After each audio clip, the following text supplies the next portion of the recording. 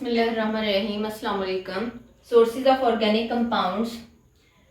Source किसे कहते हैं हम? जरिया ऑफ ऑर्गेनिक कंपाउंड्स, यानी ऑर्गेनिक कंपाउंड्स को हम कहाँ से हासिल कर सकते हैं।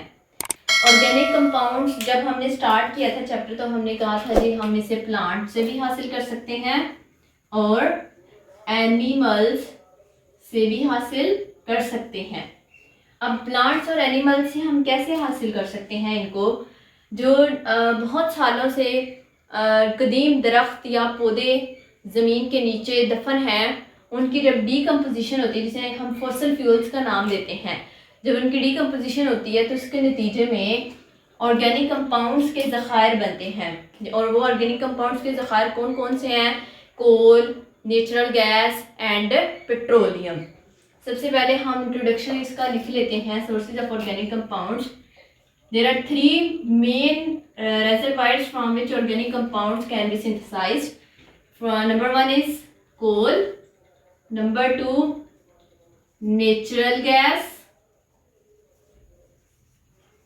and number 3 petroleum. और ये सारी की सारी चीज़ें, these are major things from which we can extract organic compounds, we can obtain organic compounds. और ये चीज़ें हमें कहाँ से मिलती हैं? From long period time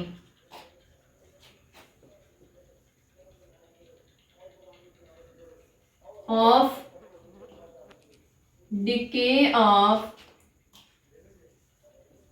plants and animals. और ये प्लांट्स और एनिमल्स जो ज़मीन के नीचे पाए जाते हैं, इनको बेसिकली हम किस चीज़ का नाम दे रहे होते हैं? फॉसल फ्यूल्स का। और इन फॉसल फ्यूल्स की डिके की वजह से जो चीज़ें बनती हैं ज़मीन के नीचे, वो कौन कौन सी होती हैं? Coal, natural gas and petroleum. And all these are extracted from the earth. और फिर इनकी डिस्टिलेशन की जाती है, फ्रैक्शनल डिस्टिलेशन, डिस्ट्रक्टिव डिस्टिलेशन, और उसके बाद हम डिफरेंट ऑर्गेनिक कंपाउंड्स को सेपरेट आउट करते जाते हैं।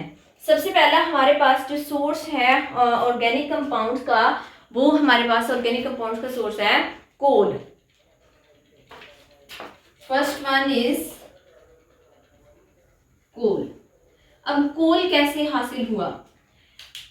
ये हमारे पास अर्थ है। Let's suppose this is earth. अब अर्थ के नीचे डिफरेंट लेयर्स हैं जिनके अंदर टेम्परेचर वेरी कर रहा है, और एक पॉइंट आता है जहाँ पे हाईएस्ट टेम्परेचर, या हम कह सकते हैं मैक्सिमम टेम्परेचर होता है। इसके ऊपर डिफरेंट लेयर्स हैं जहाँ पे मुर्दा जानदार पौधे भी हैं, इंसान भी हैं, जानवर भी हैं। अब ये कैसे आए? जैसे डिफरेंट कौमों के ऊपर अजाब आया करते थे, जैसे कि कौम लूत के ऊपर अजाब आया, पहले उनके ऊपर पत्थरों की बारिश हुई और फिर अजाब आया कि ज़मीन को उल्टा दिया गया, तो सारे के सारे जो जानवर थे, पौधे थे, इंसान थे, जितने भी जानदार थे, वो सब के सब ज़मीन के नीचे चले गए।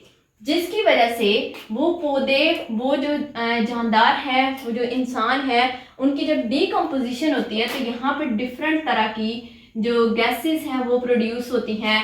उसके साथ डिफरेंट सोर्सेस, डिफरेंट चीज़ें प्रोड्यूस होती हैं, जिनमें से हम अगर कोल की बात करें तो जो नीचे पाए जाने वाले प्लांट्स हैं, उन प्लांट्स की डीकम्पोजिशन की वजह से क्या चीज़ बनती है?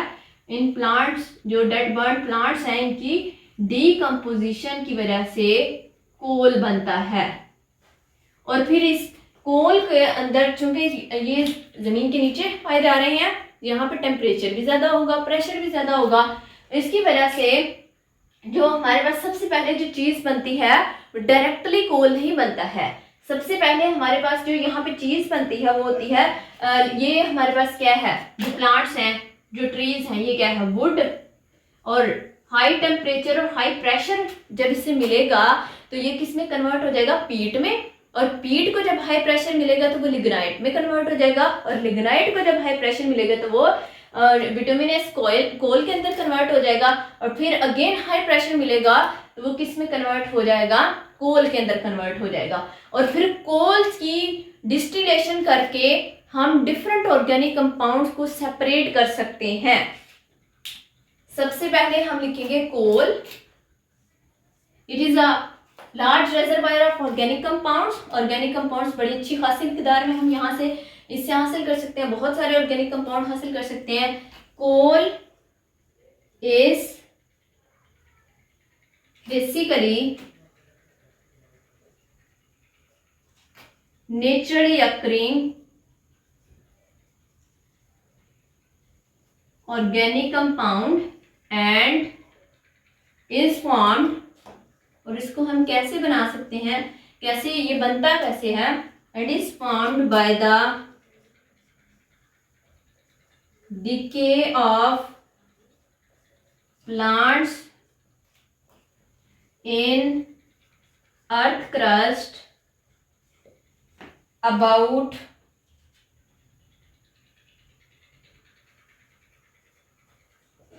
500 million years ago। यानी इतने साल पुराने जो प्लांट्स हैं उनकी डिके की वजह से क्या चीज बनती है, कोल बनता है। अब जो कोल है, चूंकि ये जमीन के अंदर, यहाँ पे जमीन के नीचे सॉरी पाया जा रहा है, इसकी वजह से यहाँ पे केमिकल रिएक्शंस भी होंगे, बैक्टीरियल रिएक्शंस भी होंगे, और यहाँ पे हाई टेम्परेचर भी है, हाई प्रेशर भी है, जिसकी वजह से सबसे पहले तो जो वुड है, ये वुड किस में कन्वर्ट होगा, पीट के अंदर एक ब्लैकिश मटेरियल है उसके अंदर कन्वर्ट हो जाएगा। यहाँ पे हम एक लाइन में इसकी फ्लो शीट डायग्राम टाइप बना लेते हैं। वुड सबसे पहले ये कहाँ से आया है, प्लांट से और ट्री से, जो जमीन के नीचे पाए जा रहे हैं। इसके अंदर जो केमिकल रिएक्शंस होंगे, chemical reactions and also bactericidal reactions, bacterial reactions हम कह सकते हैं, होंगे तो क्या बनेगा, पीट। और जब पीट को हाई टेम्परेचर और हाई प्रेशर मिलेगा, high temperature and high pressure, तो ये कन्वर्ट हो जाएगा लिग्नाइट के अंदर, एंड अगेन इसको हाई प्रेशर मिलेगा तो ये कन्वर्ट हो जाएगा बिटुमिनस कॉइल के अंदर, कोल के अंदर, एंड अगेन हाई प्रेशर की वजह से ये किस में कन्वर्ट हो जाएगा,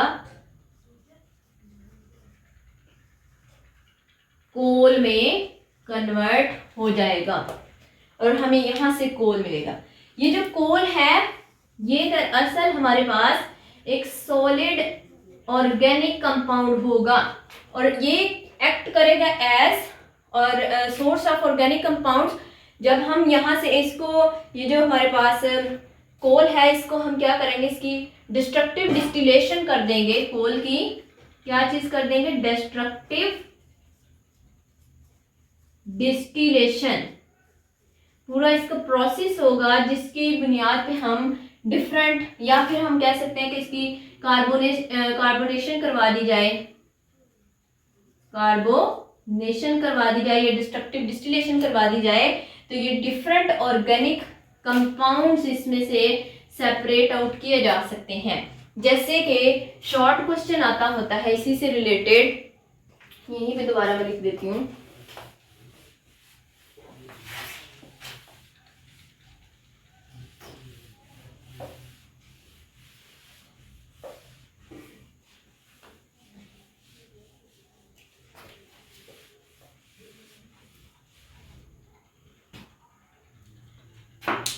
What happens, शॉर्ट क्वेश्चन है जो कि पूछा जा सकता है, What happens when coal is heated? यानी जब कोल को हीट किया जाता है तो क्या होता है, जब कोल को हम इन एब्सेंस ऑफ एयर, और टेम्परेचर अगर हम रखें 500 to 1000 डिग्री सेल्सियस तक, तो हमारे पास 3 प्रोडक्ट बनते हैं। वो कौन कौन से होते हैं, कोक, कोल तार एंड कोल गैस। और कोल तार के अंदर डिफरेंट ऑर्गेनिक कंपाउंड्स होते हैं जिनको हम फ्रैक्शनल डिस्टिलेशन की बुनियाद पे अलहदा कर सकते हैं। फ्रैक्शनल डिस्टिलेशन को इस्तेमाल करते हुए उनको अलहदा कर सकते हैं। व्हेन कोल इज हीटेड, जब हम कोल को हीट करेंगे in absence of air, that is condition, in absence of air, और टेम्परेचर हमें कितना देना होगा, टेम्परेचर की भी कंडीशन है, temperature ranges from 500 to 1000 degree Celsius, temperature 500 से लेके 1000 डिग्री सेल्सियस तक होगा। तो कोल किस में कन्वर्ट हो जाएगा, coal, then coal is converted, then coal is converted into, 3 main product हमारे पास आएंगे, कौन कौन से, number 1 coke, number 2 coal gas, and number 3 coal tar. Coal तार के अंदर बहुत सारे ऑर्गेनिक कंपाउंड्स होते हैं और इन ऑर्गेनिक कंपाउंड्स को अगेन हम अलग कर सकते हैं, किस प्रोसेस के जरिए, by fractional distillation. Destructive distillation की वजह से हम कोल में से इन चीजों को निकाल सकते हैं, कोक, कोल गैस और कोल तार को, और फिर कोल तार के अंदर बहुत सारे ऑर्गेनिक कंपाउंड्स होते हैं जिनको हम फ्रैक्शनल डिस्टिलेशन करके अलग कर सकते हैं और हासिल कर सकते हैं। इसके बाद आ जाते हैं जी uses of coal. Uses of coal, कि कोल को कहाँ कहाँ पे इस्तेमाल किया जा सकता है। तकरीबन 80% कोल जो होता है उसको लाइम किलने के अंदर ईंटों को जलाने के लिए इस्तेमाल किया जाता है, या बेक करने के लिए इस्तेमाल किया जाता है 80% कोल को, और बाकी जो थोड़ी बहुत मिकदार बचती है उसको ज़्यादातर डोमेस्टिक पर्पस के लिए घरों के अंदर इस्तेमाल किया जाता है। नंबर 1 हमारे पास यूज़ है कोल का, कोल अबाउट कितना coal, 80% coal is used to bake bricks in lime kiln. Lime किसे कहते हैं, चूने को, और किल भट्टी, इन चूने की भट्टी के अंदर। नंबर 2 स्मॉल क्वांटिटी, या जितनी लिटिल बिट क्वांटिटी या थोड़ी बहुत क्वांटिटी है वो किसके अंदर कोल की इस्तेमाल की जाती है, coal is used in for, इनकी बजाय फॉर लिख लिए, फॉर डोमेस्टिक पर्पस ऑल्सो। ये भी शॉर्ट क्वेश्चन पूछा जा सकता है, that right on any 2 uses of coal और what happens when coal is heated. इसके अलावा जो कोल के, अगर हम रिसोर्सेज की बात करें कि कोल जो है वो कितना पाया जा रहा है, तो पाकिस्तान के अंदर तकरीबन 184 बिलियन टन्स कोल की मिकदार पाई जा रही है, तकरीबन। इसके अलावा जो डिफरेंट कोल की इंडस्ट्रीज हैं उसको बिल्ड किया जा रहा है ताकि ज़्यादा से ज़्यादा कोल जो है उसकी प्रोडक्शन हो सके। यही था जी आज के लेक्चर में। अल्लाह हाफिज़।